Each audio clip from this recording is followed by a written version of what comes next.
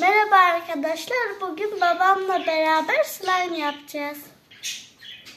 Evet arkadaşlar, bugün hep beraber internetten izlemiş olduğumuz boyasız, boraksız slime yapma tekniğini işleyeceğiz. Bakalım doğru mu veya hile mi, hep beraber göreceğiz. Bunun için malzemelerimiz peçete, su, karbonat, şampuan, el yıkama sabunu ve ahşap boyası. Şimdi videodaki bütün yöntemleri aynı şekilde takip edip bakalım olup olmadığını göreceğiz arkadaşlar. Videoda ilk başta peçeteleri bu şekilde ufak ufak kesip, evet, videoyu birebir yapacağız arkadaşlar. Bunun hile olup olmadığını göreceğiz hep beraber. Hile ise şayet kimsenin yapmamasını sağlayacağız.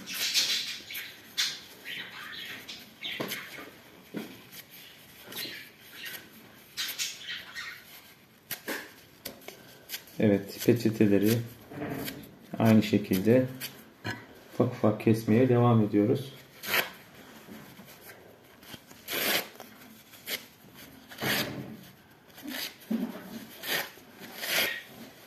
Evet arkadaşlar, gördüğünüz gibi şu anda 3 tane peçetemizi kestik.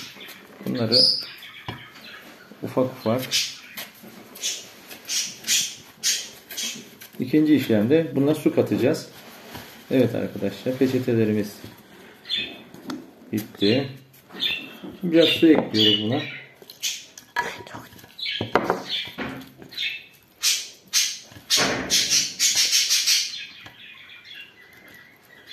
Peçete biraz az geldi sanırım. Üçüncü peçetemizi de yaptıktan sonra diğer malzemelerimizi de katmaya devam edeceğiz.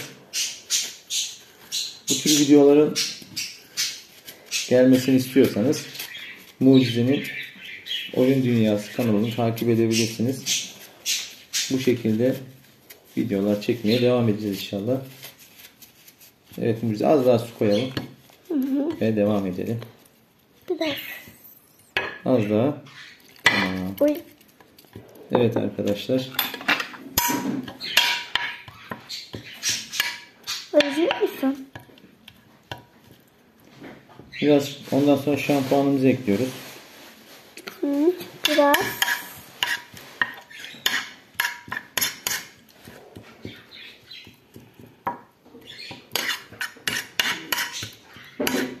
Daha sonra deterjan, el yıkama sabunu bunu arkadaşlar.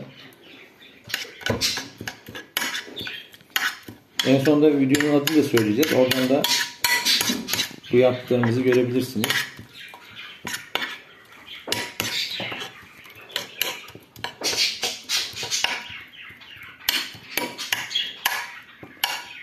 Evet arkadaşlar, çok az da boya atacağız.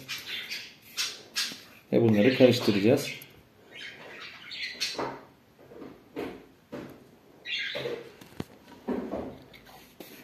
Evet, boyamızı da kattık.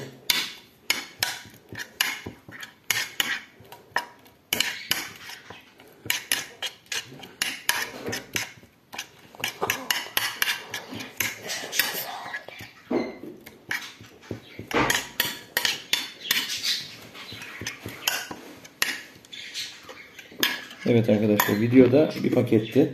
Biz biraz daha karbonatı göz kararı ama daha çok koyacağız.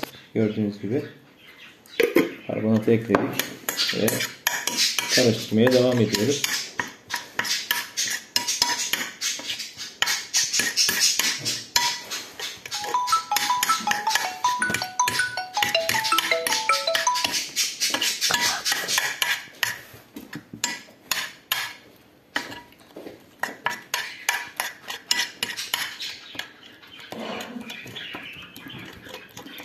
Evet arkadaşlar, devam. Biraz daha karbonat ekleyelim.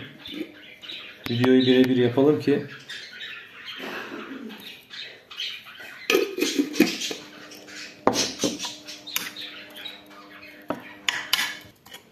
evet arkadaşlar, devam ediyoruz. Normalde o videoda şu anda bunun kıvama gelmesi lazım ama biz öyle bir şey şu ana kadar göremedik. Biraz da el yardımıyla yapmayı deneyelim.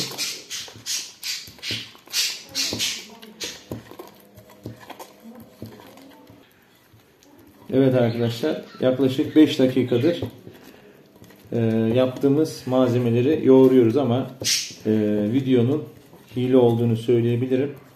Videonun adı arkadaşlar tutkalsız, boyasız slime yapma videosuydu. Yaklaşık 1,5 milyon yakın izlenmiş bir video bu. Bu videonun hile olduğunu size açık açık söyleyebilirim. Sizlerin de bu şekilde inşallah yardımcı olmuşuzdur. Yani bu şekilde videoların yalan olduğunu söyleyebiliriz. Bu şekilde videoların daha çok gelmesini istiyorsanız like atmayı unutmayın.